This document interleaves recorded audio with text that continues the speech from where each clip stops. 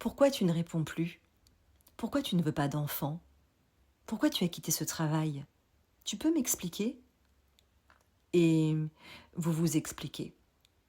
Parce qu'on vous a appris qu'une femme correcte doit être claire, prévisible, rassurante. Elle justifie, elle contextualise, elle s'excuse presque d'avoir pris une décision. Comme si chaque choix de votre vie devait être accompagné de sa notice d'utilisation pour ne pas froisser le monde. On a fait de la transparence la politesse des âmes soumises. On vous répète qu'une bonne relation repose sur l'authenticité brute, qu'une personne honnête n'a rien à cacher. Alors, vous livrez tout. Pourquoi vous êtes fatigué? Pourquoi vous changez d'avis? Pourquoi vous partez? Pourquoi vous ne passerez pas à Noël? Vous finissez par laisser les autres considérer l'accès à votre vie intérieure comme un dû. Mais dites-moi, depuis quand votre vie a-t-elle besoin d'une notice explicative?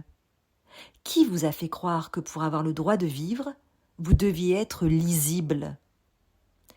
Anne Dufourmentel a mis le doigt là où notre époque a créé sa plus grande névrose, l'injonction à la transparence totale. Or, le secret n'est pas une faute morale. Le secret est la condition absolue de la liberté intérieure. Pas le mensonge, pas la manipulation, non, le secret. Parce qu'un être humain entièrement transparent devient un être humain prévisible. Or, la liberté commence précisément là où les autres cessent de savoir à l'avance ce que vous allez faire, penser ou devenir. Certaines choses ont viscéralement besoin d'obscurité pour advenir. Certaines décisions ont besoin de pénombre, pas parce qu'elles sont honteuses, non, parce qu'elles sont fragiles. Une graine ne pousse pas malgré la terre qui la recouvre, elle pousse grâce à elle. Vous culpabilisez de poser une limite sans la justifier, comme si votre liberté devait toujours rendre des comptes. Mais un être humain n'est pas une maison témoin ouverte aux visites. Il y a des chagrins en vous qui n'ont pas besoin de public. Ce n'est pas parce qu'on vous pose une question qu'elle mérite une réponse. La question n'est pas un mandat de perquisition. Vous avez le droit souverain de dire « Je ne préfère pas en parler. Cela me regarde », sans plaider, sans négocier les contours de votre frontière. Et si le véritable courage n'était pas de vous mettre à nu pour être accepté, mais de supporter d'être mal comprise, de supporter qu'on vous trouve froide, distante, étrange, sans courir immédiatement après les autres pour corriger l'image qu'ils se font de vous.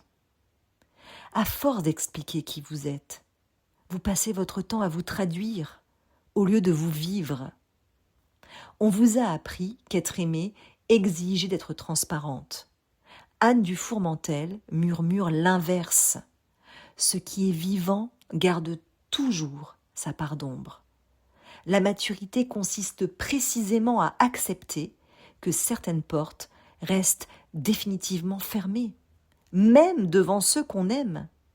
Parce que tout révéler n'est pas une preuve d'amour, c'est une preuve de peur. Le silence n'est pas une absence. Parfois, c'est l'endroit exact où votre vie continue de vous appartenir.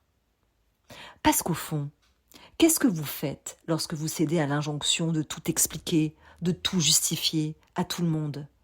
Vous signez un transfert de propriété.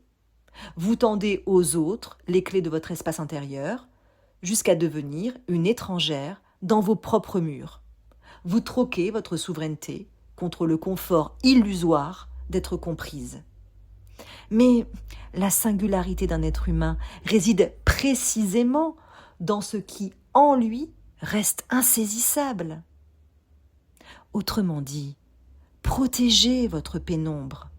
C'est de ce territoire souterrain, de ces choix mûris dans l'ombre, que jaillit la force de tout ce que vous êtes.